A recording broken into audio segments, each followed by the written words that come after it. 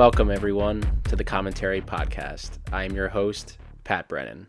Hello, everybody, and welcome back to another episode of Weekly News. I am your host, Pat Brennan. As always, my co-host, Tony. How's your morning been this morning? Good morning. It's been good, man. How are you? I'm good. Got a nice cup of Joe, as they Cup of say. Joe. I love how our meetings are starting to be like coffee meetings. No, Coffee film news. honestly, that's the best type of news. So I think we just keep doing it. Coffee Film I News. We should would change the name to Coffee Film News. coffee and film news. Yeah, I think I feel like a lot of people would probably listen to this in the morning. What a great way to start your day. Yeah, Mhm. welcome. Happy to be here. Before we get into the new releases of this weekend, there's only a couple. The Golden Globe nominations were announced this past Yeah? week, and Yeah? yeah, and there was a lot. We'll talk about a little bit of it though. Jenna Ortega once again nominated for Wednesday. I feel like our episode this week is definitely going to be a good favorite for anybody that is a Jenna fan out there. We got some more Jenna news down the line, but it's interesting that she always gets the nom for that, but then the show just doesn't. It's kind of just like they Yeah. just want Jenna Ortega to come. So. Yeah, she got Best Female Actor television or for Wednesday, correct? Yeah, for Wednesday. Yeah. Very cool. So Yeah, I guess how we'll go into Golden Globes is just kind of talk a little bit about the talent and mhm. what we're thinking, where our heads are at. I know that there's going to be more coming up, but yeah. So I'll ask my best friend is how do you feel about Jenna's path so far? I know Jenna's the only one we put for like TV on here because we both like Jenna, so we're gonna Yeah. put Jenna out. How old is she? She's only like 23. Jenna's 23. I mean, if you want, I can kind of pave the path for how we do Golden Globe noms. I was really excited to talk about Jenna for this week's film news because for me, Jenna Ortega kind of embodies all of the qualities of, I'd say, a golden age actor. You hear these stories about like these interactions that people have with her at like journalists, being able Hmm. to interview her, just like even meet her and talk to her. She writes down all of the films that people bring up to her that she hasn't seen. I just think that's a cool little Hmm. characteristic of hers that she has, and she's very selective about her energy and like what she chooses to talk about, and even her social media presence. Like you don't see Yeah. her on social media a lot, and I think that's just with how things are today. I think that's just really cool. Yeah, she has a giant following. I mean, Wednesday's very popular. It's like you said, probably a little bit more popular than the show, which I mean Yeah, I'd still say does so. really well. I mean, season one does well in the Nielsen charts, better than season two. And so Hmm. I'm sure people like running that back or experiencing it for the first time. But she also has been a kind of a force in the fashion world. She's becoming Yeah. a Hmm. international name. But yeah, I'm really excited for her, and I would love to meet her one day, maybe interview her. She's very, what's the word? Articulate, meticulous Hmm. maybe about what she chooses to do with her fashion. Like for example, I mean it was pretty clear. I mean, if you're not paying attention to what your favorite talent is doing, then you're not really a fan. But she used her fashion to create a flag, and she used that to Hmm. make the statement instead of giving a journalist a soundbite to warp Somebody, yeah, or just a to pin. make their platform, soar Hmm. instead of the talent. But yeah, she's paving a very strong path right now, and just thought it would be fun to talk about her. To answer your question, she's only doing this at 23. Hmm. Wow. I'm very excited for her future, and I'm really excited for her to be done with Wednesday, if I'm being completely honest, so that she can be in I see this future where she could be in like a Cameron film or a Nolan film. I'd see her up there with Zendaya and Anya Taylor-Joy. I see her up there with them. She's got the following for it. I mean, I don't know how many Instagram followers she has, but I mean, when she goes in public, people swarm her for photos. She's only 23. This isn't like a dig at her at all, but some of the roles she chooses is a little interesting. And when the final Mm. product comes out, like she's good in it, but Hmm. she really hasn't been in like that one, I would say, like movie that's like, holy shit, yes. Oh, I This agree. is A hundred this is percent. it. I mean, maybe Yeah. Scream, like Scream, she has those. You had like the Weekend movie that came out, and then there was like a Mm. Paramount Plus movie that came out like a couple years Yeah. ago. And Wednesday is probably what made her Jenna. I think it's what made her really big was Wednesday. Because she Absolutely. she had been doing stuff before then. I mean, she knows her shit. Like she sits there and talks about like I Am Cuba. Like she's watching films like that, and like I'm like, fuck yeah, a young actor is watching these movies. Like that's what actors should be doing, and not watching fucking TikTok. But I I love that story that I mean you obviously pretty heavily in rotation keep the Criterion Closet watches in your YouTube. I love the story that you told me about Winona Ryder.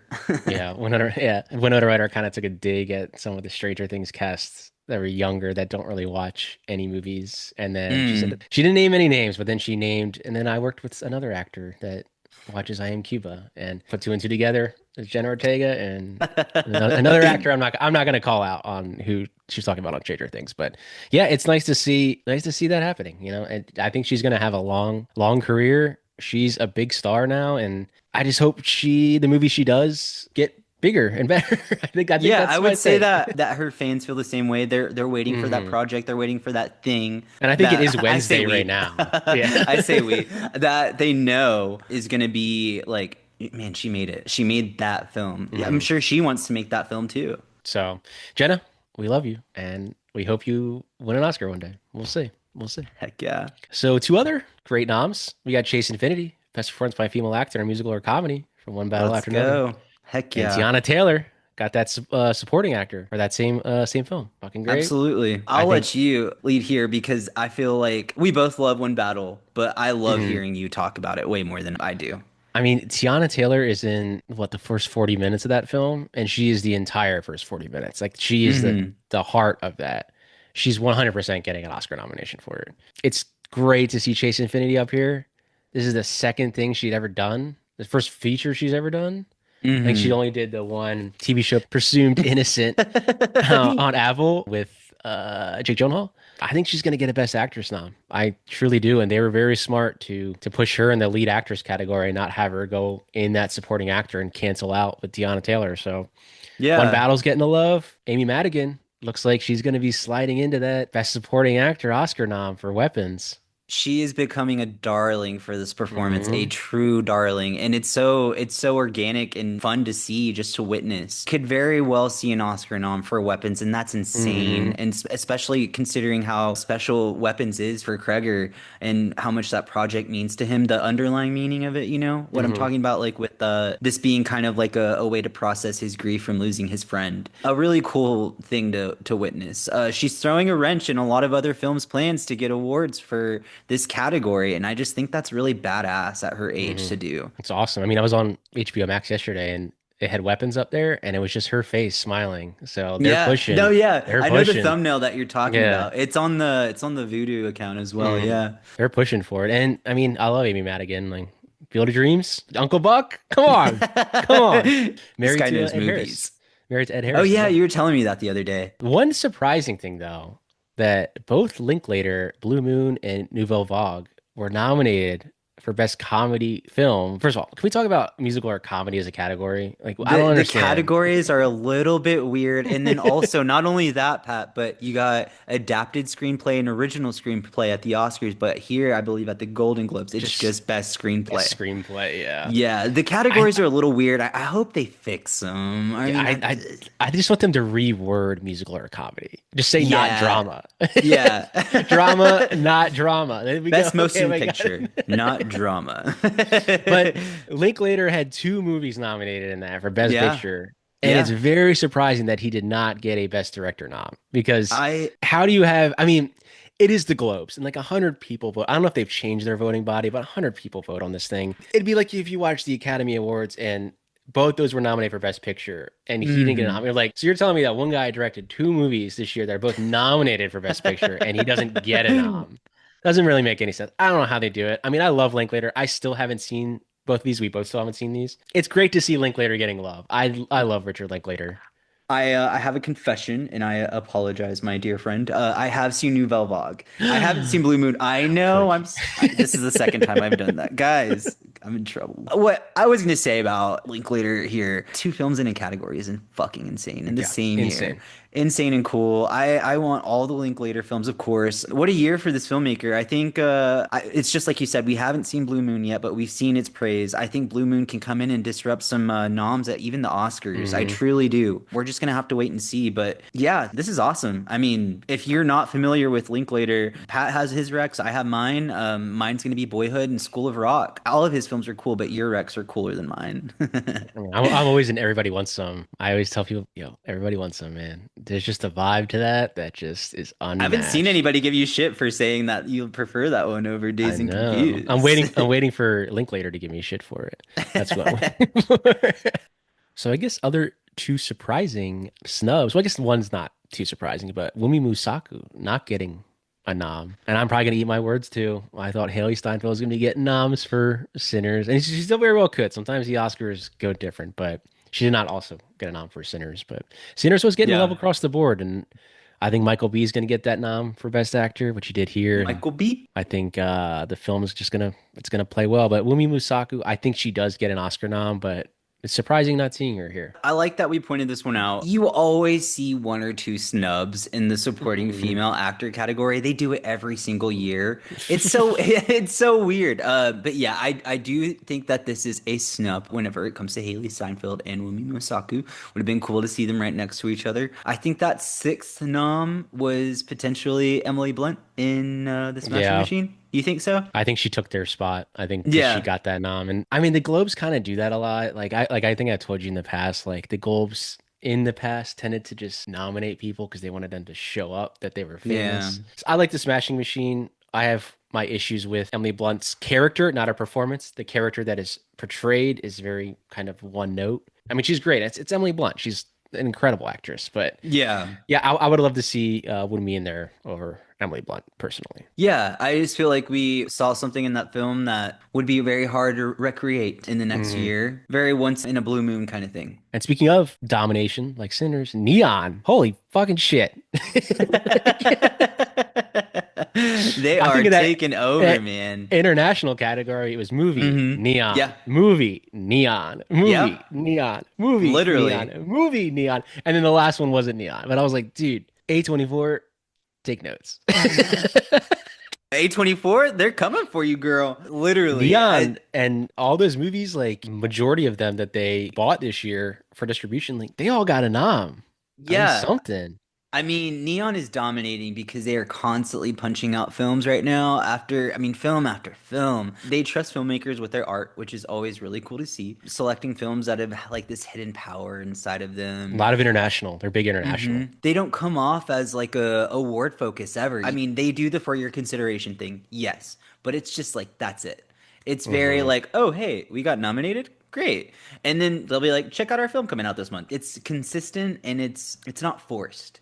And I Hmm. think that's what makes Neon really cool and special. I like that they're dominating here. I mean, I am a little biased. If you just looked around my apartment, you'd see that I have some very, very solid Neon film Hmm. memorabilia. A good friend of ours gifted me with a Long Legs poster signed by Hmm. Osgood Perkins. One of the 666. They just have cool little things like that that make them special. But yeah, Neon is killing it, killing Hmm. it. I mean, they won Best Picture last year. I don't think they're going to win Best Picture this year, but they could have three or four noms up on that board, and it puts them as a major player when it comes to a company that distributes film. They're a big company now, and I feel like they're still underrated. Like I feel like I people don't think know what Neon. we're both saying is that they're focused on the right things, right, Pat? They know that international market, and I feel like they're kind of like that's where we're fine with. We'll Yeah. take all of those international films and we're gonna put Yep. them in the US and we'll get our noms. So the last fantastic nom that appeared that I was very happy with, we both were very Very, happy with, very was Eva happy. Victor getting a best performance by a female actor in a drama. It's great to see them giving love to Sorry Baby, one of the best films of the year, and it's great that they got nominated. My most anticipated physical media purchase that's going to be coming up. I know. I When is cannot. it coming? I can't wait for this announcement, man. Ava Victor. Whew. Talk about someone who has their finger on the pulse of their own Hmm. writing. They were the only person to be able to perform this role in this film in this year. This is a very important nomination tied to a performer in a film, and the screenplay for Sorry Baby is very special. Very important film. Ava Victor healed so many people with this movie in this year, and will continue to help people whenever the film starts getting talked about more near award season. This film hasn't even seen its peak yet. People are gonna want to put this on their HBO Max after Hmm. hearing that it got nominated. That hey, they got a nomination in the motion picture drama category. What is this? What Hmm. is this movie? That curiosity will be piqued near award season even more. But I want them to win the most. I'm excited to support Sorry Baby all the way, and it's a very important topic to me. It's something that they put a lot of effort into handling it with a lot of care and not overwhelming the audience, but instead of like just kind of like a very comforting hug while they shared something very, very vulnerable. And I know they're most likely a long shot at the Academy Awards, but I hope the screenplay is a dark horse for Best Original Screenplay nom. That would be a That great to see up there that night or that for when they not do the noms. But I'll it's literally run awesome. outside and It's all, scream, man. I will. I'm not even kidding. it's awesome that they got some love here, and it's an incredible film. We both love it. A24. Where the hell is the damn Blu-ray? Very proud of you, Ava Victor. So the next thing we want to talk about is something that I feel like we both have been really excited about the last like few months. I guess the past like Mm-hmm. year is just how many Absolutely. movies are re-released like throughout the year. Like Yes. I get more excited for re-releases than I do for any new releases at this point. Dude, me too. And then especially like with the emphasis on the format and Hmm. how what the experience is like. I mean, we're talking about IMAX right now, guys. And whew, please keep doing this. Please keep doing this Hmm. month after month, no matter what. Please keep releasing. I mean, I know that a lot of these fall on the anniversary of things. A lot of them fall Yeah, like in usually the that's when they have, yeah. around the time of the year. Like you saw it with Hmm. Twilight. You saw it with I'm trying to think of other ones that this summer. I mean, you went to the Back to the Future one around Yeah. Halloween, right? Hmm. These are fun experiences and get people going to the theater. In the past, what, 2 weeks, we've had The Shining re-released in Mm-hmm. IMAX, Sinners 70 millimeter IMAX, and One Yeah. Battle After Another 70 millimeter IMAX. And for those last two, they did put the 6 minute prologue of the Odyssey in front of them, so you could see that prologue in 70 millimeter IMAX. And a couple of days ago, I mean, it's not really like an IMAX movie, but I saw Christmas Vacation in theaters and it was great. Yeah. It's just I'd rather go to the movies 90% of the time seeing something I've already seen and be like, God, this is great. Because like I've never seen The Shining in theaters. Your eyes roll back in your eye, your Like head. I've never seen The Shining in theaters, and like that'd be fucking cool to see it in IMAX. Like hell yeah. I'd rather see that Exactly. than Jurassic World 27. Like I don't this is great. This is I what we feel should like be doing. we're both laughing because we're turning into the old guys who get a cup of coffee in the morning and they're like, "Hey man, let's go see The Shining at 9 a.m." Like that's Dude, us. that is it's 9 a.m. Saturday showtime of The Shining with a cup of coffee. I mean, what more do you want? What more Do do you you want? wanna get into a little bit of like I guess why we both think that this is important that IMAX to keep doing this first before we get into the Odyssey? Yeah, I mean, I think it's important as in, especially, I think studios have noticed because when I was at the screening of Back to the Future back in, I think it was Halloween. I think I saw it like November, but it was released on a Halloween. It was sold out, and people Yeah, in there I remember you were telling me that. very respectful. They were clapping at parts, laughing. Like the audiences during The etiquette was re-releases good. are completely different. I think we talked about this on our Avatar podcast. They're completely We different did a little bit. That's why than I'm like kind of a the little new shocked right now. Yeah. releases. It's like the new releases, and I just get more excited to see, I see The Shining coming back in January, like they're putting Lord of the Rings back in, and you're like, dude, I would love to go see all of this. I'd rather see this than a January movie that a studio's dumping. I don't care. Like Yeah, I want studio to go dumps. see, I want to go What I see was Lord of the gonna Rings for the say, 18th time. what I was gonna say was that these provide an opportunity to meet someone who is also the same fan, has the same adoration for a film that you do. Also, yeah, I would feel like the etiquette is a little bit more cleaned up, and it's more fun because you know that people are going to this that really care about this film. I'm gonna blow your mind here. I think this is a good way to utilize information and analytics from Letterboxd. I mean, you know, we Hmm. log every time we've seen Back to the Future, right? Okay, well, Back to the Future has joined the Billion Watch Club or something like that. Hmm. If I were IMAX or if I were a theater, I would be like, dude, let's throw that shit on. People want to go Yeah. see this, you know? I Hmm. mean, and that's how you use that analytics. It's a good source of information to see how much people love a film if they're gonna watch it like 47 times in a year. Yeah. Yeah, there's films like that, is what I'm saying. Like when All the President's Men, again, well, not released in IMAX, but it released, I think, back in September. Hmm. I saw that two times. I saw it on a Sunday, and I was like, you know what? I'm gonna go see it again on Tuesday. Who cares? Like, I remember you watching that with me, and then you're like, "Oh, this is actually in theaters." Rest I'm in pretty peace, sure I Robert saw it. Redford. I felt like that was a very special experience for you to go see that. No, yeah. If they played All the President's Men once a week throughout the whole year, I'd be watching it once a week in theaters. There you go, IMAX. You got your information of your consumer right And there. I'll be fan. I'll be the guy that sees All the President's Men one week every You year. take a picture and you're like pointing to the IMAX side. You're like, Yes. "With my best But yeah, seat." also with like these re-releases, like usually a lot of the times, not a lot of the times, but you'll have someone that's already seen the movie, but they're bringing someone that hasn't seen the movie and they Yes. love the movie and they're like, oh, I can't wait for you to watch this. This is going to be so fun. And you watch it and they're like, you can hear them in the back. Oh, they turned like, that was great. That is what I think is the power of a re-release. It's like, instead of just watching it at home where we're going to be like, you haven't seen The Shining, but I'm going to put it on. Everyone's going to pick up their phone at some point and like click around. And when you're in the theater, it's turn the phone off, you watch it, it's fucking great. And it's Dude, it's great showing the ones you love, the movies you love. I'm kind of glowing right now seeing you talk about how passionate you are for the theatrical experience and harvesting that. Maybe you should be working for like IMAX or something like a theater marketing kind of thing. I think I just unlocked something in you. One day I'll have my own theater and it'll be fantastic. Can you have a Tony theater where it just Yeah. shows Greg Araki films? We have two theaters. The Pat Theater and the Tony Theater. That's what we call They're right next to each other, it. shaking hands. I feel like a lot of people are looking forward to what we think about this prologue, Christopher Nolan's Hmm. Odyssey. Obviously, neither Pat or I have gone to the 70 mil showcase of this, but just like everybody else on the internet who is actively on the internet day after day, we saw it on our phones. It leaked. Bad It in leaked. bad quality. It leaked. It's an unfortunate thing that happens. I feel like if we were in the 70s and this came out, you would be seeing like news articles about it, like Yeah. on the Saturday papers. Both you and Hmm. I be reading the paper, drinking coffee, and being like, "Yo, this Oddity prologue sounds fucking sick." Yeah. Or that's when you read the paper and you're like, God damn it, they played the Odyssey in front of this. And I What'd you didn't know. what did you think? Of the 360p quality that I was watching. Yeah, it's gonna be an all-timer.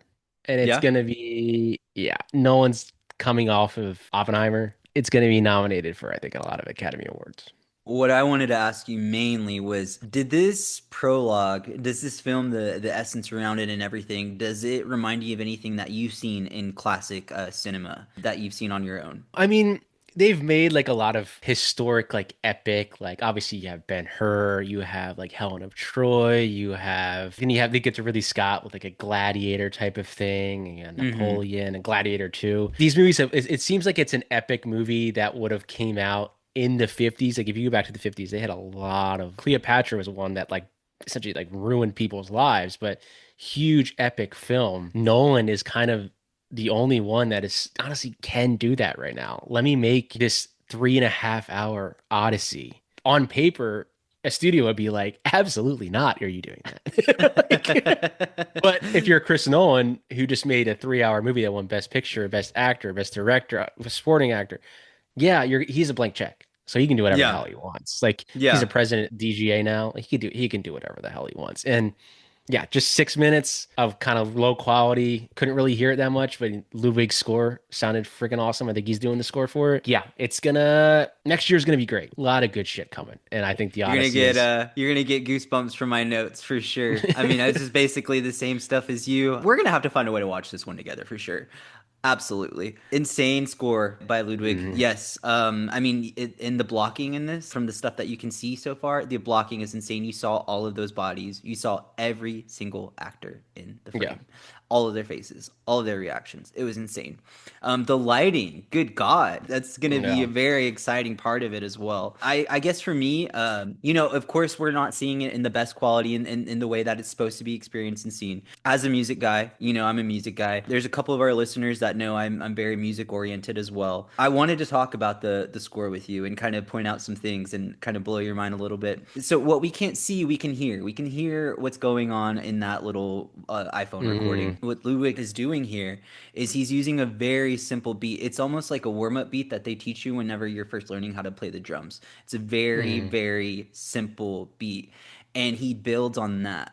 And it's just one note that goes up and bends in pitch. That's literally all the score is. Those simple things, he can create those and like build on it. And it almost feels like a classic film. Ludwig is he's already won. I think he's already won 2 Academy Awards. Hmm. He very well could win three. He's on his way to be more decorated than Hans Zimmer. I just wanted to point that out because I think it's very cool that people want to learn more about film score and like the tools. I mean, I just recently listened to the composer who did Avatar Fire and Ash for like I think Hmm. like 45 minutes. I think I listened to him talk about that for 45 minutes and he got his experience with that score from the Orlando resort. Hmm. It's just really cool to talk about how these films that have very very big moments, the score becomes a supporting character in that moment as well. I think Respect the composer as much as you're mhm. respecting Nolan. Ludwig's establishing himself as probably Sorry, the I got top. really excited there talking about score. No, I loved it. I didn't know any of that, so I'm locked in when you're talking about Oh that. yeah, I'll have to But I'll have to talk about it more whenever it comes up. I'll try to I'll mhm. try to point stuff out for our Yeah, I listeners. mean Ludwig's probably one of the top sought after guys now. So Odyssey's going to be a big player next year. I think it's the most anticipated movie of next year. So for the releases this week, it was pretty light, only about two, honestly. It's pretty late, pretty Um, late. First up is Ella McKay, James L. Brooks, coming back after like 20 years making his first movie. It's like around that time.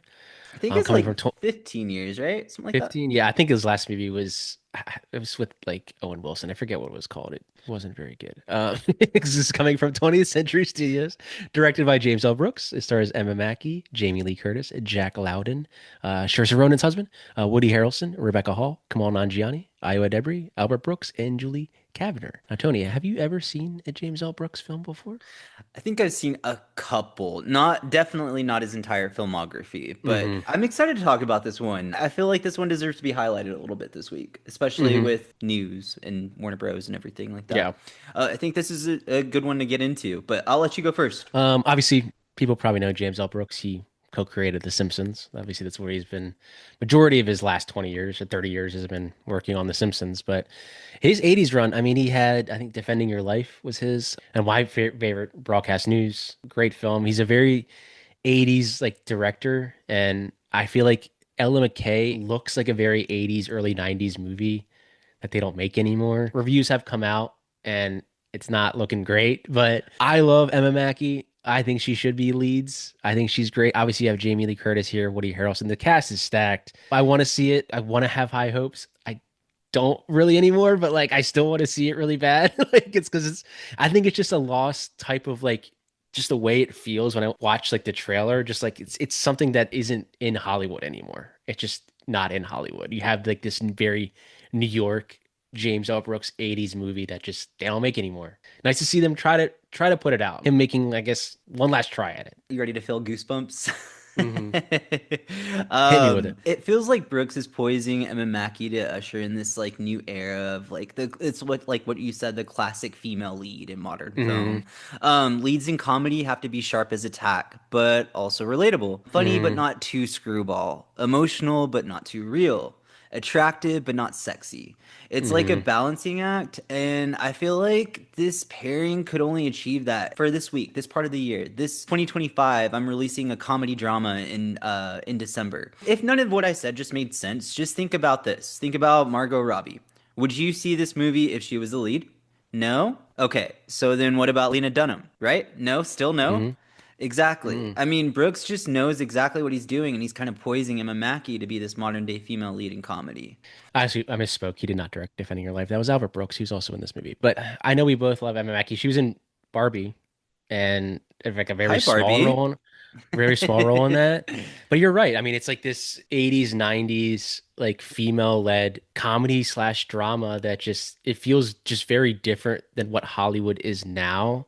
This is a Hmm. very old not old Hollywood, but I mean, I guess 40 years. It's a 40-year ago movie that is being released now. And I think that's why people just aren't attracted to it. They're just kind of like that Hmm. looks boring because there's no explosions. So like There's no superheroes running around, flying around. yeah, he's made like terms of endearment. Like he is a great director now. He hasn't really made a great movie in a long time since the Mm. 90s. He's been so tied up with The Simpsons, and the last movie he did was called How Do You Know? And I remember watching it. I think it was one of Nicholson's last performances, actually, but not a very great movie. But like his just 80s and 90s work is just sometimes it's unmatched with how good of the quality is, and it's nice to see him putting something out again that is somewhat of that vibe, even if it doesn't work.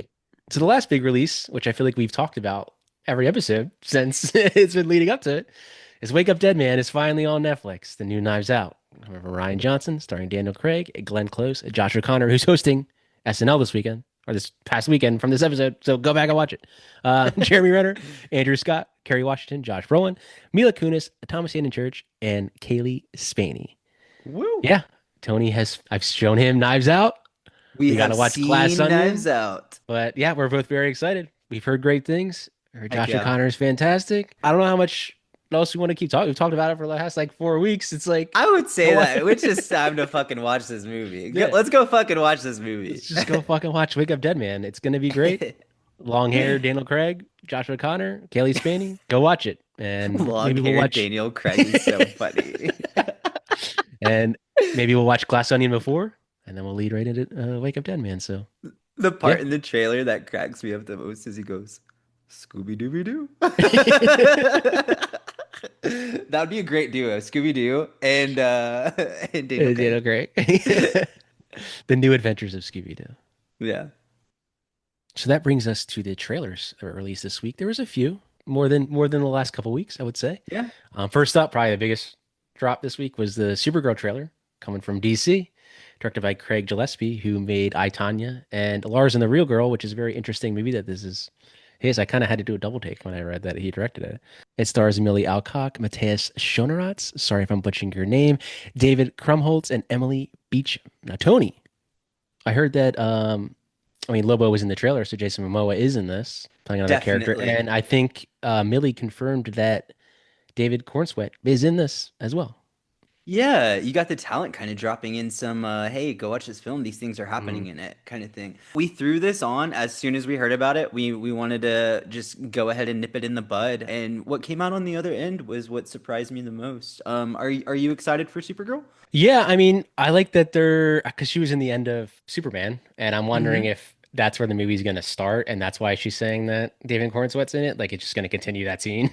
Whenever Like, she goes, thanks for watching and bitch. Like yeah, it just kind of sets up the whole tone of this film. But yeah. what I was gonna say was I think it's cool that James Gunn is he does spend a little bit too much time online. But I Mm, like what he is saying about the Supergirl character. She is, and I quote, she is finally allowed to be messy like male superheroes have been for a while. I think that's a very bold and smart move to normalize female superheroes. Not every female superhero has to be this iconic sex symbol who's yeah. flawless and has to Hmm. succeed no matter what. I'm flawed because I'm not perfect. Like, that's so fucking boring. And it's Hmm. cool to see that maybe we're not going that route with this one. It's more of just about like her personality, it feels like. Hmm. But yeah, that's what I was gonna say. It adds a whole other layer of personality to this character, and I can't wait to see how audiences gravitate to that. Seeing little girls, kind of model themselves. Whenever we were growing up, we kind of modeled ourselves after our favorite movie character and stuff like Hmm. that. It's cool to see a superhero be a little bit more self-aware than just like the oh, I'm flawed because I'm not perfect kind of thing. It's interesting that this is their next movie for their like reboot of the franchise. I mean, I know they have their TV stuff. I think Yeah, Lanterns is coming out before or something, but or maybe yeah. after. But they're building that world. James Gunn's building it, and he's introducing Supergirl right away. It's great to see Millie leading it. I mean, most known probably for House of the Dragon, the first season. Hmm. I think she was on like a Netflix show that came out this past year. But yeah, it's great. She looks great in it. It's hard to like be like, oh, it's just another superhero movie because it is another superhero movie. But it's great to see a female-led superhero movie Like it's Yeah. great to see that. Like, Yeah. they're not waiting 10 movies down the line to be like, okay, let's finally introduce Supergirl now. Like, nope, right away. Supergirl's next. So get ready. Yeah, they're claiming that summer territory, even though Brand New Day's coming out. There's a lot of shit coming out in 2026, Hmm. but James Gunn just kind of set the tone for summer. He's calling it Supergirl summer, and that's very smart to get your film ahead of the game. And we're calling it Steven Spielberg summer. Hell yeah, we are. So that brings us to another trailer that was released this week. It is actually a TV show, but we're very excited because one person that stars in it. It is the Copenhagen Test. It's on Peacock, and it stars Melissa Barrera. Woo! It's amazing to see her doing a TV show, long form, as opposed to just doing a movie. Yeah, I mean, we'll go ahead and just say this out loud now. We support Melissa Barrera always on the Commentary Hmm. Podcast. Always. I was super lucky to meet her this year. It's You kind of did? a crazy connection to this thing that we have thrown up on our pod for this week. I was super lucky to meet her this year, and we spoke about her queer screenplay that she wants to make. It's really exciting stuff. Great Hmm. person to meet. The Copenhagen Test feels like a 2000s television where Yeah. you remember whenever episode quality mattered and or Hmm. your show would get cut from production if it wasn't doing well when Yeah. stats and cable mattered. That's what kind of what like I like about this a lot. It feels like each Hmm. episode will lead into the next, and then it's like an impressive thing to do in this made for streaming era of TV that we're in right now. Hmm. Yeah, I know Simo Liu is the lead in it, and I think she's just playing like another agent. But it's great to see her in a TV show. That's where she started. It was on Vita. I think it was on Stars. I watched Mm-hmm. that show and I noticed her on there. I was like, "Who's that?" She's pretty good. But yeah, it's great to see. I know we're not like two big TV guys, but I think we'll watch it. It comes out at the end of this month, I believe. I'm not sure if it's a Yeah. full series drop, but December we support 27th. Melissa Barrera. We support We Melissa do. Barrera here. So just wanted Very to proud of you. shout her out or shout her out on the pod. 100%. So the next trailer that was released this week is Mercy, coming from Amazon and MGM. It is directed by Timur Bekmambetov. I'm sorry if I'm butchering your name. I apologize. And it stars Chris Pratt, Rebecca Ferguson, and Annabelle Wallace. Now we had a teaser a few weeks ago. I think the teaser came out. I think it was one of our first episodes Mm-hmm. actually. Now Yeah. we have the full trailer. I don't know. There's a lot going on here. A lot going on. I think the thing that kind of caught me by surprise, first of all, I am just going to say it from the very beginning. I think this is AI. I think this is an AI generated Yeah. idea.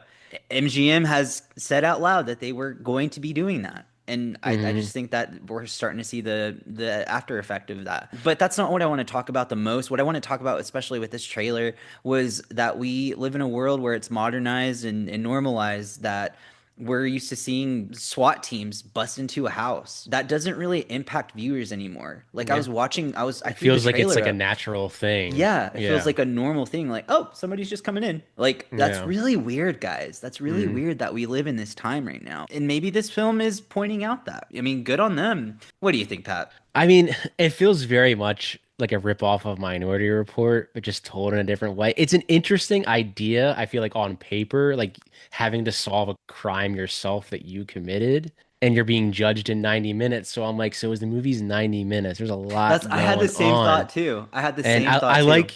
I like seeing Rebecca Ferguson, even though she looks like she's AI generated, which is I guess is the point. She is supposed to look Hmm. AI generated. But I feel like you could be going down a slippery slope of if you're using AI in this and telling an AI story, other studios could be like, let's just again, like you're saying, like let's just make AI movies. This is what people want. And I Yeah. don't know. I think it's a January release. Chris Pratt seems to be going down a route of like it kind of looks like he's phoning in a lot of his performances, and this kind of feels like that from the trailer. I I don't will want to be rip in nice it this too time. much. I don't want to Yeah, I rip in want to it be too nice. much. I don't think we're very excited for this movie. I think this might come out actually the same time as Lord of the Rings does, and I will be seeing those movies five times more than this one. But I mean, love Rebecca Ferguson, Annabelle Wallis. She was in Peaky Blinders, but yeah, it's an interesting concept. I don't know if it's going to be well executed. Just go watch Minority Report. It's just a better Or film. you could just throw on Eagle Eye. Yeah, great movie. Shia LaBeouf? Shia LaBeouf. Yeah. So the next trailer that was released this week is Waste Man, coming from Lionsgate. It is directed by Cal McMahon, starring Tom Blythe and David Johnson. I wanted to throw this on here because we both love David Johnson, I'm and happy you threw it on I you. think this has been in the indie like circuit for a while, waiting to get picked up, and looks like Hmm. Lionsgate picked it up. I don't think it has a U.S. release yet. I think it's a British film, but yeah, Lionsgate's picked it up, so probably going to be an early release next year. And I like Tom Blythe. David Johnson's great and looks like a good film, solid film, a prison drama. Yes and yes. David Johnson is very good at the action and drama. I mean, two Hmm. major components of any male lead. He's able to draw those deep emotions and blend it with his physical acting. I feel Hmm. like he does a really good job of that. I mean, you can pull back to The Long Walk and Alien Romulus.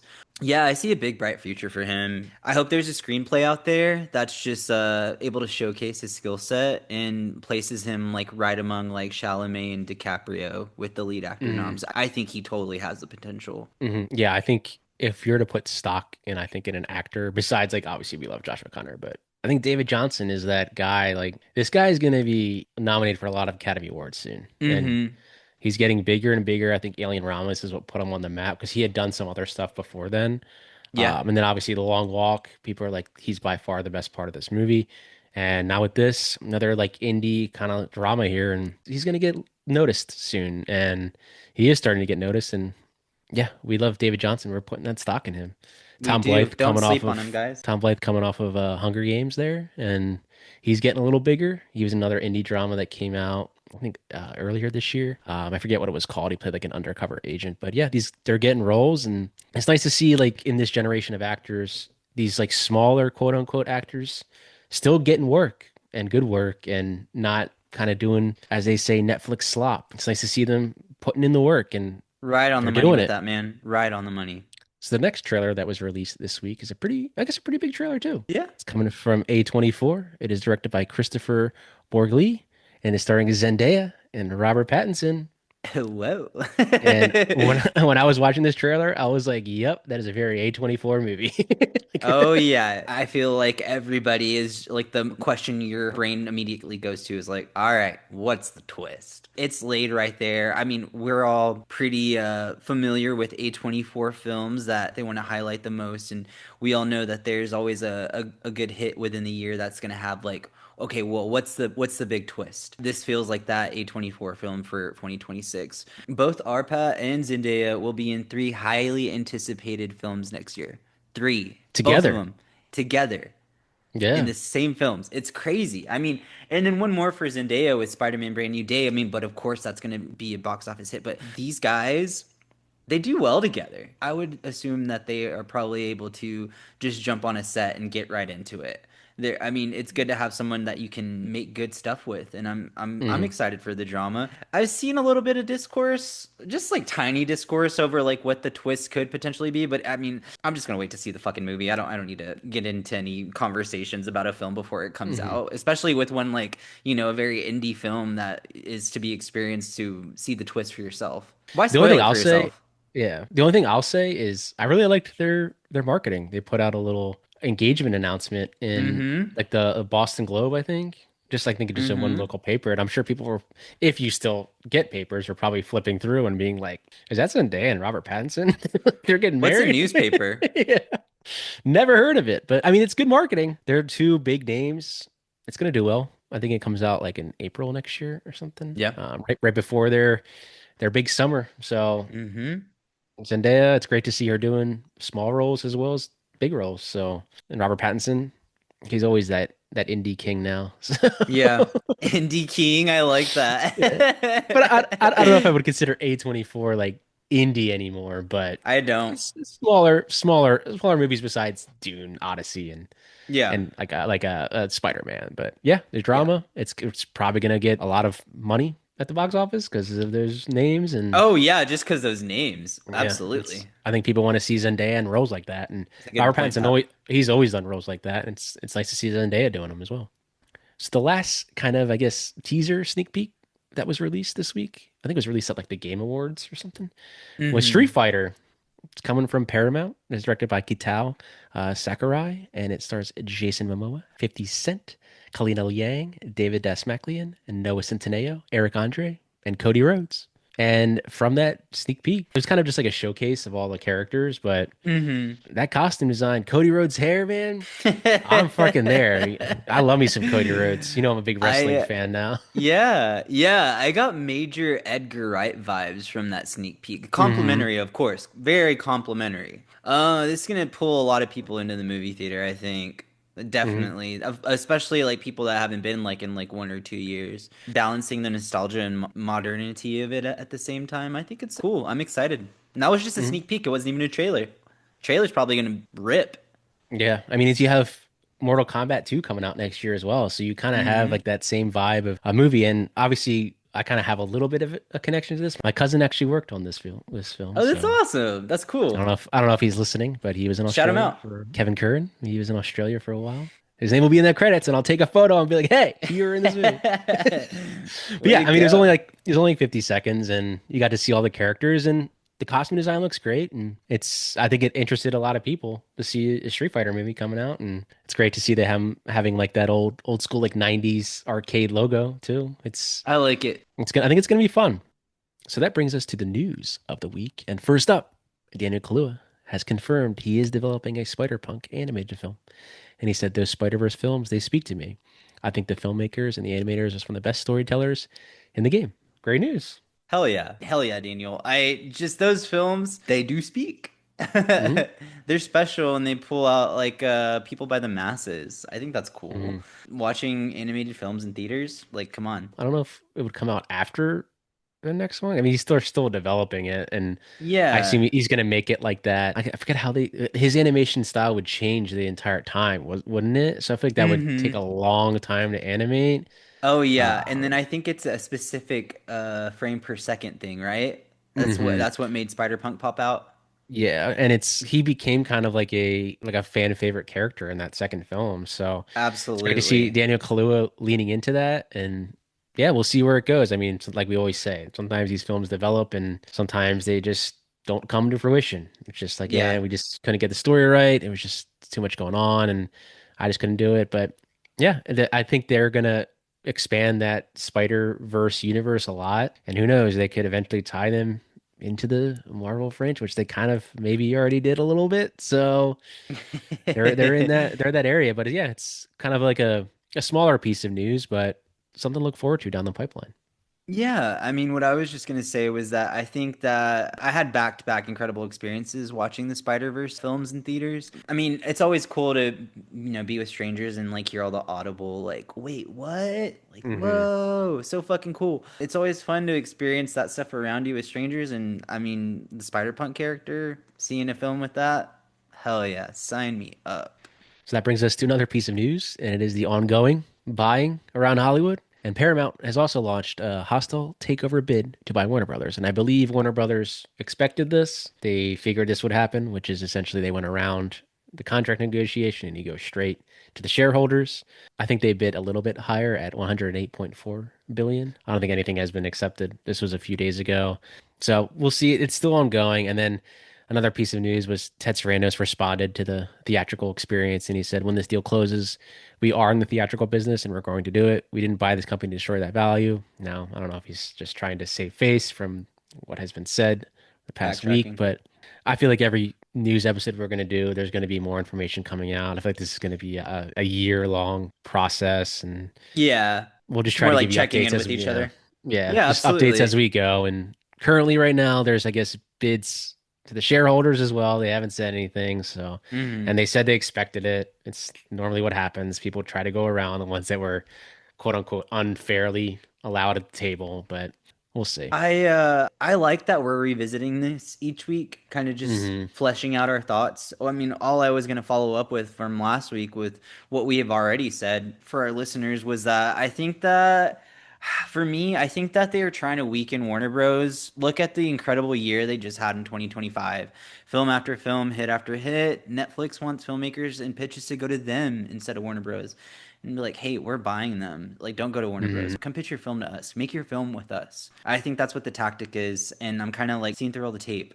And Yeah. I think that's for me. I mean, just with my experience and what I'm reading up on it, I think that's exactly what's going on. Yeah, so I think we'll just keep trying to bring news as it comes, but it's going to be a long road, and I guess we'll see where it leads. See where it goes.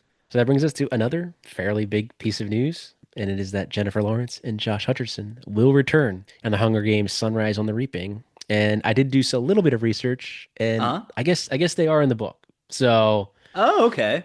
I don't know if that's a Katniss and spoiler. Peeta? Sorry if you're listening to this as a spoiler, but from what I Wow, understand, Pat they are in the book. So spoiling the fucking movie. God damn I it. know I spoiled it, even though they just confirmed it on the news. Spoiler. You just read the news and get spoiled.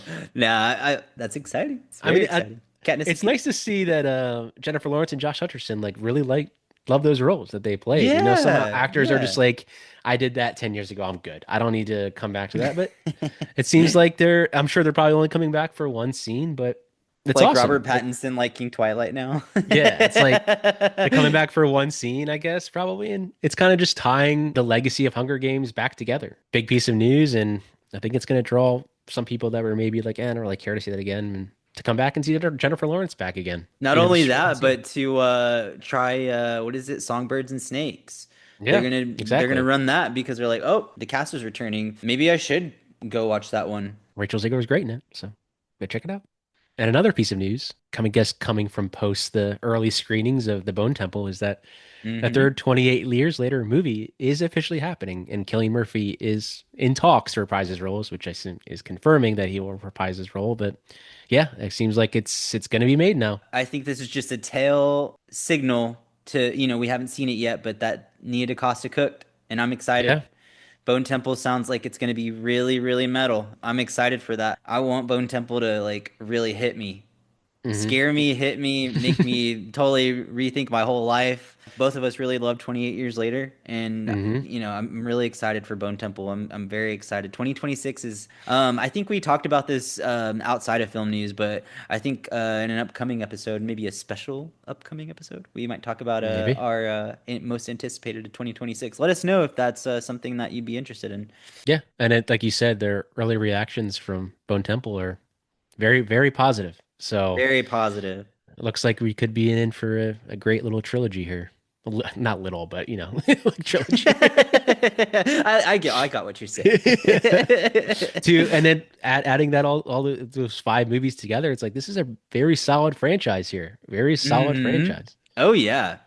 So that brings us to another piece of news this week, and I was very excited to see this, and is that Martin Scorsese's next film, What Happens at Night, will reportedly begin filming in February, and is starring Leonardo DiCaprio and Jennifer Lawrence. And Leo's talked about this recently. I think he's been talking about it with his One Battle After Another press, and how Marty's Nice. making him watch like Vertigo and a lot of older movies. So Ooh. yeah, so I think they start What do you know because about I this think film? I don't know too much. I know that Scorsese was developing a movie with Leo and Dwayne Johnson, and I don't know if Jennifer Lawrence was in that as well, but it may have been Emily Blunt.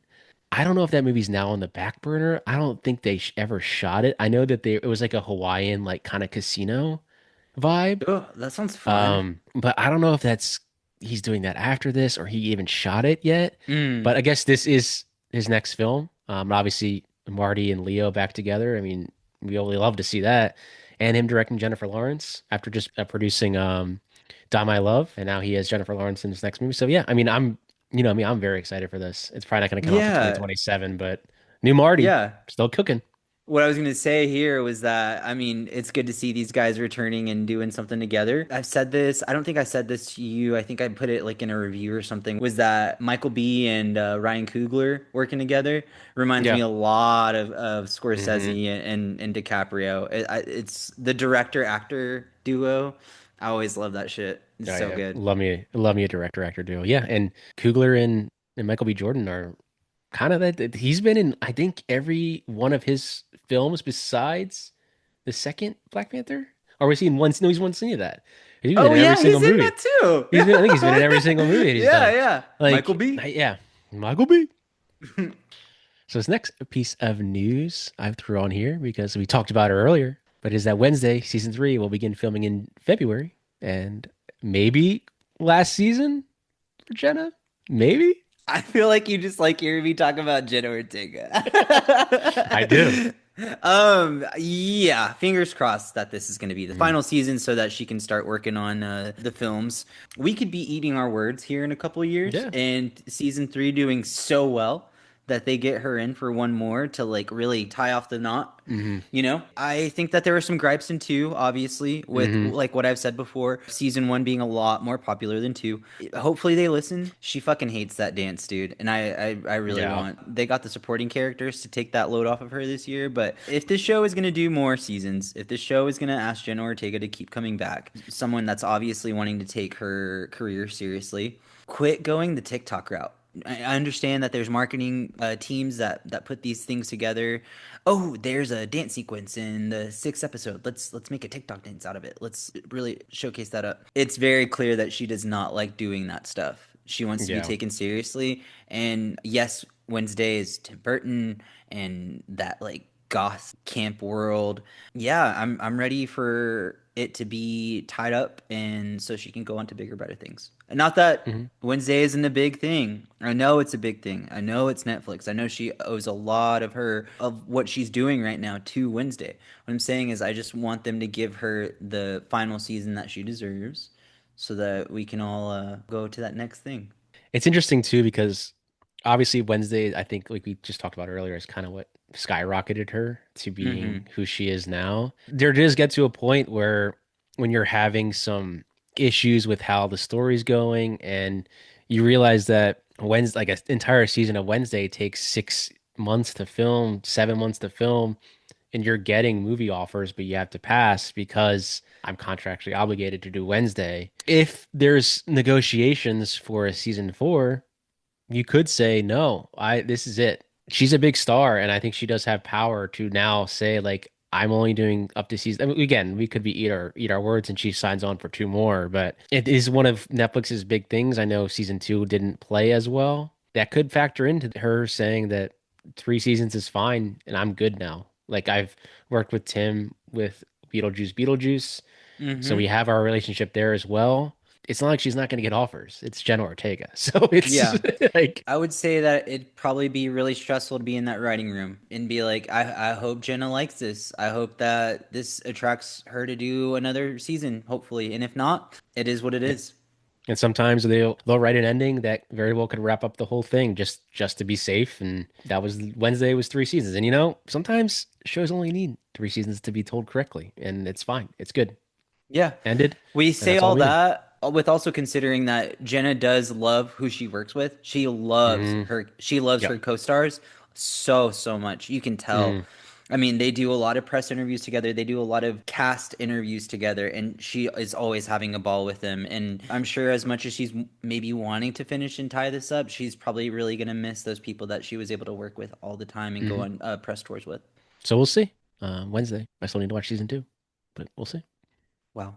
So that brings us to another big piece of news this week, and is that Avengers Doomsday has four, yes, you heard me correctly, four teaser trailers set to release in front of James Cameron's Avatar, Fire and Ash. Now, you have thoughts on this.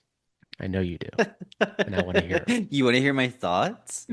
Yep. That's awesome, man. I love that you like to hear my thoughts. I want to hear your thoughts too. So, I what I told Pat was that like I had heard this from a source a few days earlier than whenever it was shared, but I told him that I wanted to confirm before we told our listeners about what was going on, and also develop my own thoughts on it. Yeah, this seems like it's going to be a thing. Seems like it is in fact, a marketing plan to Mm-hmm. release four trailers over 4 weeks over the span of James Cameron's Avatar, Fire and Ash theatrical run. Mm-hmm. And that is fucking awesome because not Mm-hmm. only is Avengers Doomsday going to build aura and hype, but you also on the other side, you have people coming back to watch Avatar Fire and Ash, and that is going to do insanely well. It's going to emphasize that box office and it's going to show Disney and all these other studios that creative marketing still can do stuff for film.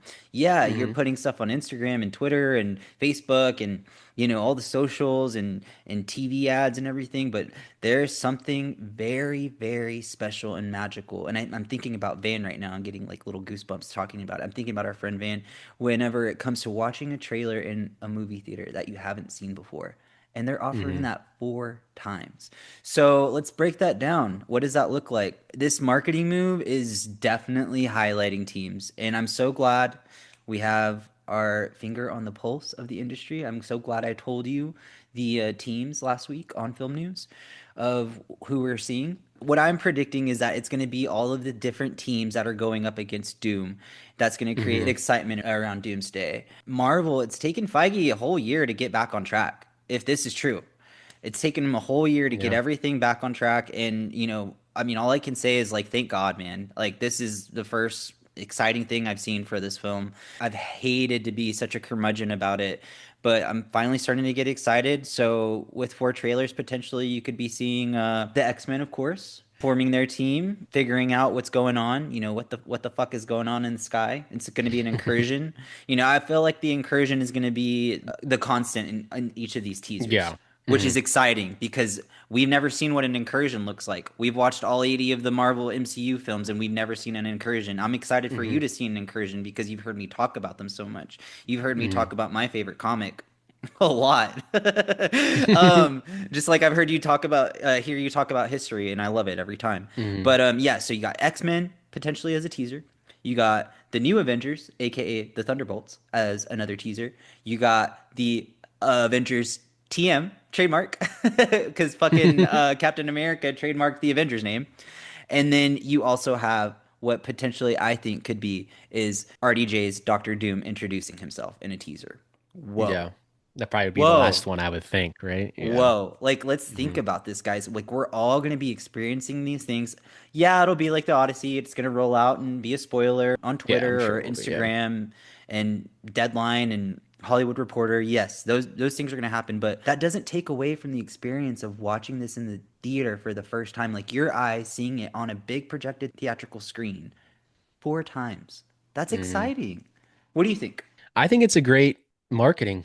Like, I think it's just great. Four different teaser trailers. And like you said, you're spot on. I think it's just going to be the teams. And then it's going to lead into that final trailer with RDJ doing Doom. And it's giving me a little bit more of like, okay, I have a little maybe bit of I'm hope. a little more interested in this. We'll Yeah. see how they are.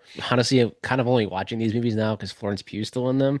So she's like honestly the best character to me at this point. Oh, yeah. It's giving me some hope. I think it's going to be it's a good marketing tactic. It gets people to go watch Avatar four times so they can see four different trailers. I'm sure Cameron loves that. But like, it's He probably came up to him and was like, "Hey, we got four teasers." He's probably like like, "Hell yeah, do them weekly." exactly. But yeah, I mean, it's I'm sure they're gonna start out. The first one's gonna be like the characters we already know. And the second, then X-Men will probably be the third one, and then Doom will be that last one. It's giving people more hype. When you see four different trailers, you're like, holy shit, four different trailers? Like, I gotta watch all of them. You know So, what, too? That's a lot of screen caps. A hmm. lot of screen caps, dude. That's a Hmm. lot of film. A Hmm. lot of film. I'm wondering, you and me are really into marketing. I wonder if we should probably try to Yeah. get somebody on that is in marketing for a studio and bring them here on the pod to talk a little bit about a good marketing campaign that just really stuck Hmm. out. I Just yeah, I just different marketing tactics. Yeah. we'll have to manifest that. Talking to Hmm. somebody in Yeah. marketing. We'll do it someday. It's gonna be great. Yeah, But yeah, yeah, we will. I feel like every week there's new Doomsday stuff, and obviously with Avatar releasing next week, I'm sure the trailers will leak next week. The It's Odyssey about to take teaser, off. yeah, I mean the Odyssey prologue made was released early. This is gonna leak too. It's Yep. everything's gonna leak. It's just how it is now. I don't mind watching like little cam rips. It's kind of like whatever. It's fine. I'm curious to see when they would put these all out online. If they're gonna wait until they're all released, or they're gonna release them weekly as well. I feel like Marvel kind of does is they want their stuff online. They want people to see them as opposed to like Mhm. a Nolan or like I mean Spielberg's probably gonna put online, but like a Nolan that's like he wants you to go to the theater to watch this. I'm not dropping this prologue online. Like this is only available in the theaters to watch. And like you said, it gets people to go to the theaters. I'm gonna take back my number four prediction and put in Fantastic Four instead of Doctor Doom Mm, introduction because that is the fourth team that is actively trying to stop this yeah. incursion. So you got X-Men, New Avengers, Avengers trademark, and then the Fantastic Four are all actively trying to stop the incursion. And it's actually making me think maybe they are doing time runs out because that is exactly what happens. Hmm. I have a little So bit of yeah, hope. it's gonna be interesting. So we're gonna watch all Gonna four trailers. be So fucking great. so the last thing we wanted to talk about was the Sundance Film Festival. Lineup was announced, and we chose just a few that we were interested in. And first up, The Gallerist, directed by Kathy Yan, starring Jenna Ortega. Natalie Portman, Zach Galifianakis, Daniel Bruhl, Divine Joy Randolph, and Catherine Zeta-Jones. Frequent pair with Jenna Ortega from What do Wednesday. you think, man? What do you think? Um, I mean, it's great. It's like obviously with Sundance, you see like I think when Sundance first started, also R.I.P. Robert Redford who started Sundance. Um, R.I.P. Robert Redford. I think with Sundance too, like as the years have gone along, you see bigger stars in these smaller movies. You have Natalie Portman here. You have Catherine Zeta-Jones, Jenna Ortega in a Divine Sundance Joy film. Randolph. Yeah, Academy Award winner Daniel Bruhl, Zach Galifianakis. Like you have these bigger. I wouldn't say like Zach Galifianakis is a huge star, but people know who that guy is. They're like, oh, it's the guy from The Hangover. But Yeah. you have when Sundance was first formed, it's like the movies that were coming in there were very, very indie, and that was the original goal. And you have a cast like this, and this is interesting. It hasn't been picked up yet, and this will 100% be bought. Instantly. Yeah, so it's. Instantly. I think we saw one still from the look of the still and the plot. I could see like a Focus Features picking this up.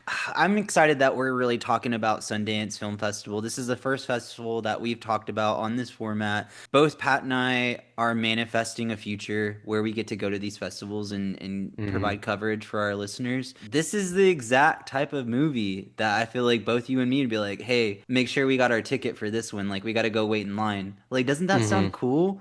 Hmm. Both you and me doing that. I think you're seeing a lot of talent right now being like, you know what? I made that big box office film. I made that big Netflix series last year so that I could do this indie film for three Yeah. months. It's really cool to see indie getting its moment. I mean, I said it in a review. It's like they have a certain flavor to them. I think that talent is like wanting a taste of like what it's like to be part of something very, very small. It seemed like it was very 70s vibe from what I could Mm-hmm. see, which A little I like a retro. lot. We might just have to retitle this episode just Jenna Ortega news, honestly. I'm sorry, guys. But yeah, it's going to be bought 100%. And yeah, I'm curious to see her be her next feature, Jenna's Yeah. next feature. Yeah.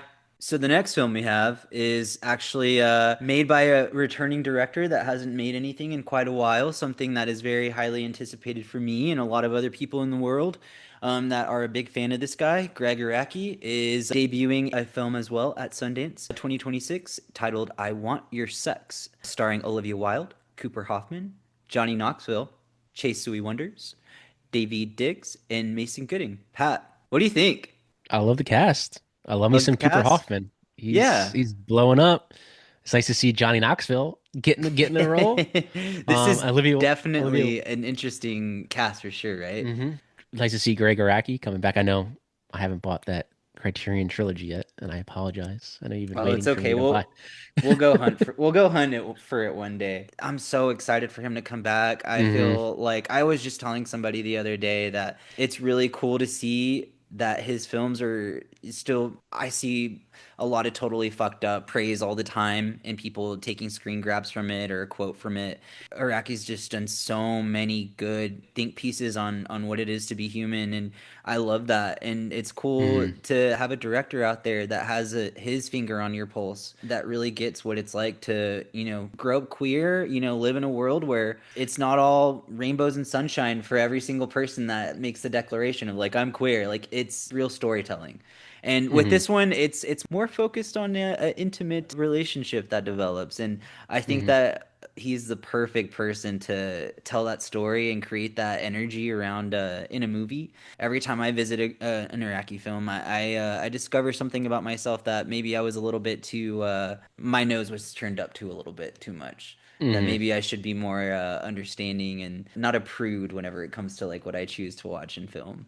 What I like about Araki too is he's like a filmmaker where he's not going to be directing a blockbuster studio film. He's a director where, oh, when I go to the Sundance Film Festival next year, or I go to the New York Film Festival, there's a new Iraqi film in there. He's Hmm. kind of like it's not like an underground director, but it's just like a guy who just I'm the festival director. I'm putting my indie films Yeah. in here, and I'm gonna get big stars in it, but I'm not gonna be directing Supergirl. I'm making I Want Your Sex. Like Yeah. he's just No, that yeah. type of director you see in film festivals where you're like, oh fuck yeah, I knew Iraqi films in this. I would say underground. I don't think you're too far off there. I mean, that's why I really do love Iraqi is because it's just like you said, you're not gonna see him go in to direct the Supergirl film. You're gonna see him make a film with heart, say things that you can't typically say to a general audience. This isn't for casuals, this is for film lovers, and that's why I really do love him. So another one that I saw thrown up on the slate was in the midnight section. I guess this is a part of the festival that are screened later in the day. This one is titled Leviticus, directed by Adrian Chiarella. I apologize if I'm saying your name incorrectly. So this is queer horror, Pat. Now, queer horror in 2026. Amazing. The premise for this one is two star-crossed teenage boys must escape a violent entity that takes the form of the person they desire most, each other. Oh.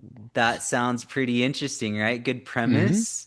I mean, for a midnight, screening of this kind of film, I think it's Australian. I think it's Australian horror, Australian Oh, queer sweet. horror. Hell yeah. And I mean, whenever that comes up, I mean, you think about like Talk to Me and Bring Her Back. I mean, Hmm.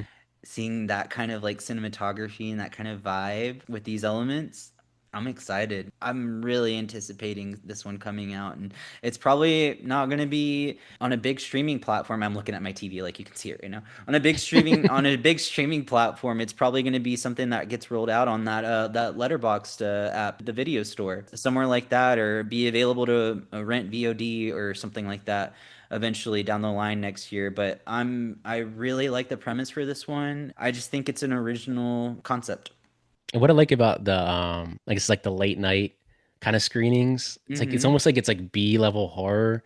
There are like films where you're younger, secretly watching something that you know you probably shouldn't be when you're too young, What was late that at movie for night. you growing up? Definitely a lot of like horror movies that I probably shouldn't have been watching when I was younger. But it's like again, you watch them when it's like 12, everyone's asleep, it's 12:30, you're with your friend and like, hey, let's watch we're only like 10 years old, let's watch Scream. Like we've never seen Scream, so we're Yeah. secretly watching Scream. I know Yeah. Scream's not a B-level horror movie, but it feels like those like late night kind of drive-in movies where it's like a double feature, and this is the second one where it's not going to be this Conjuring type of great production value. It's just Yeah. going to be like this Yeah. more contained story. I'm not saying this doesn't have great production value, but it's more of just kind of like a B level, like, hey, we made this because we just love fucking movies and this is our movie. I could see like a Shudder picking this up. This could be like a Yeah. Shudder original. That's a good And point. so yeah, I love those late night horror. It's like when if you're in like a theater with everybody then too, it's like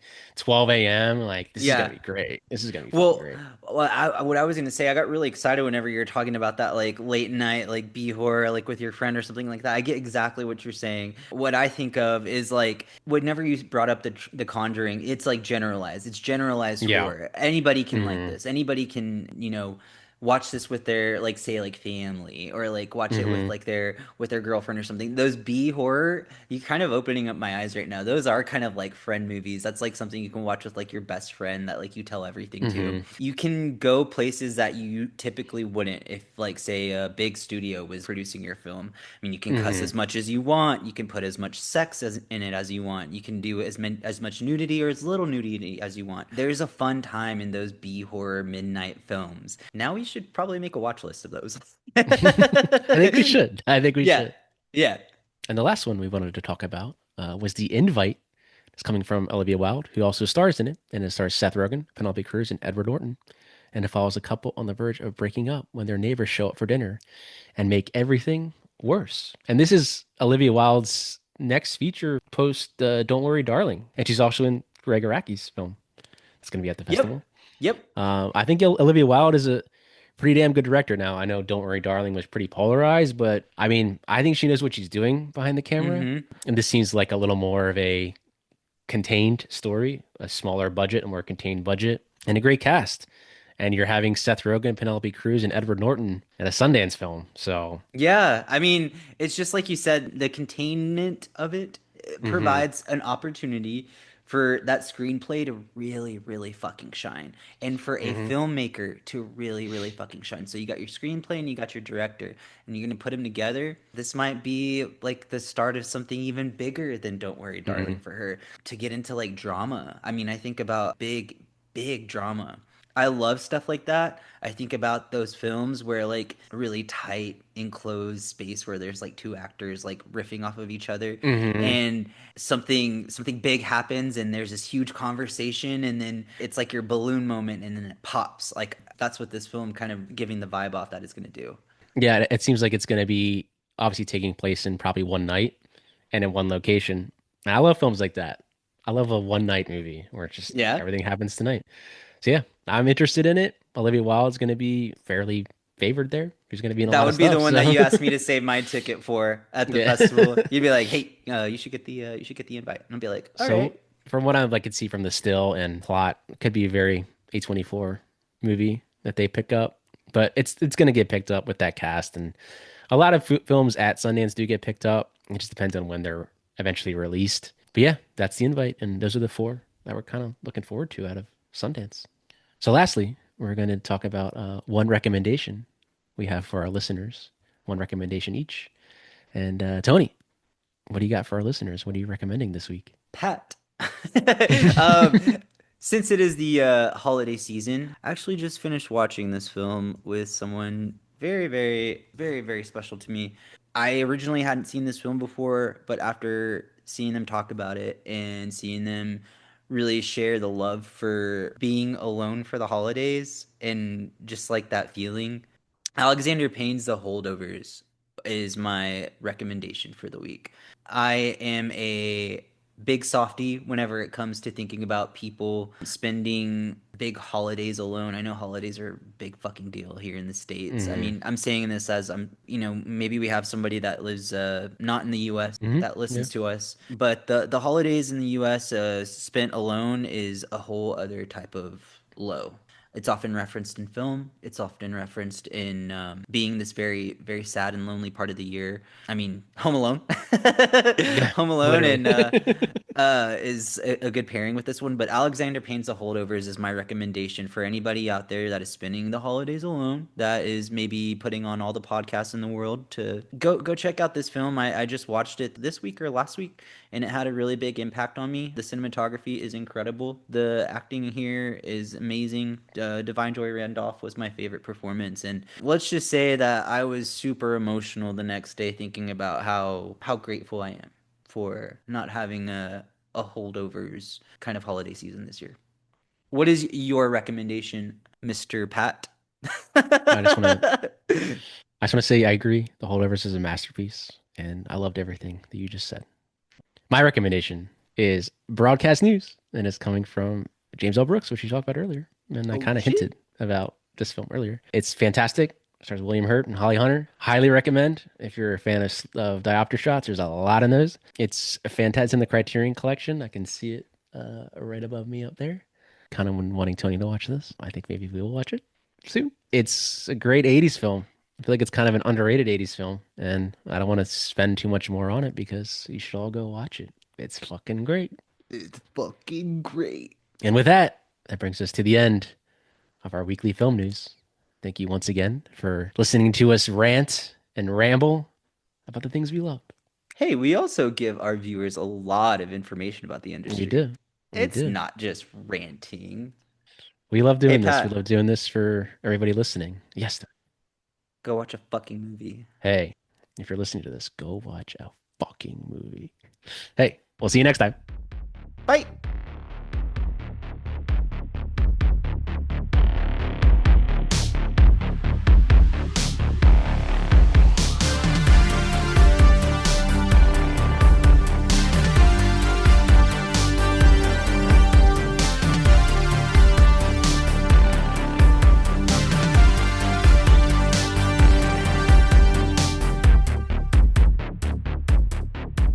This podcast is hosted and edited by Pat Brennan. That's me, with intro and closing music by Patrick Baxter.